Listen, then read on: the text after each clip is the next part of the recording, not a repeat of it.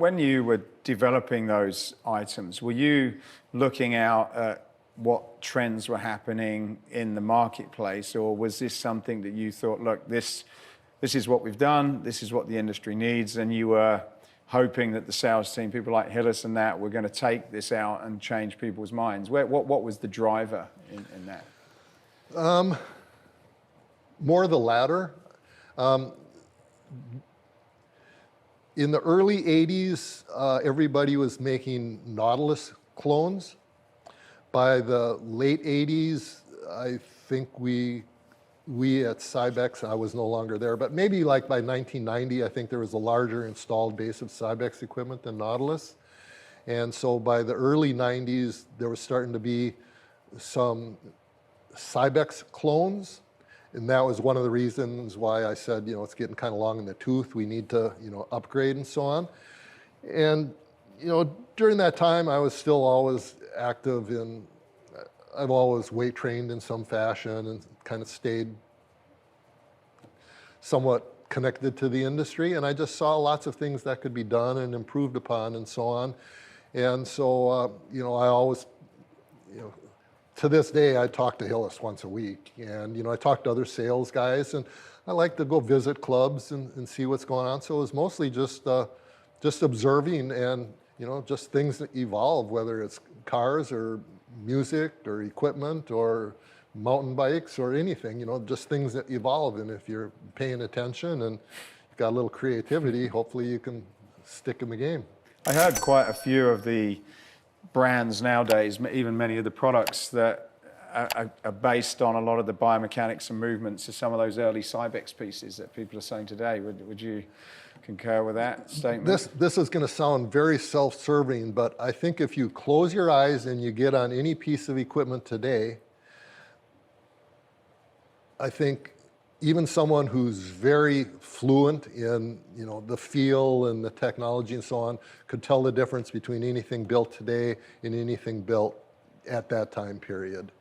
And I think that, like those VR2 machines, there was a lot of other good machines. It wasn't just VR2. Body Masters made some stuff. Life Fitness was making some stuff. Was that the high tech? High tech was more based on the original Eagle stuff. Right. I've known Phil forever, and there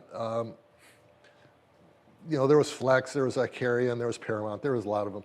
But all of those manufacturers' equipment, I mean, if you go into a gym today, they don't have a lot of paint left on them, and they maybe been reupholstered a couple times, but they're still pretty darn good machines.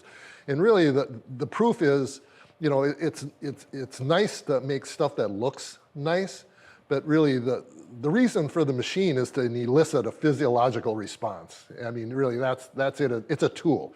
It's a tool to accomplish something.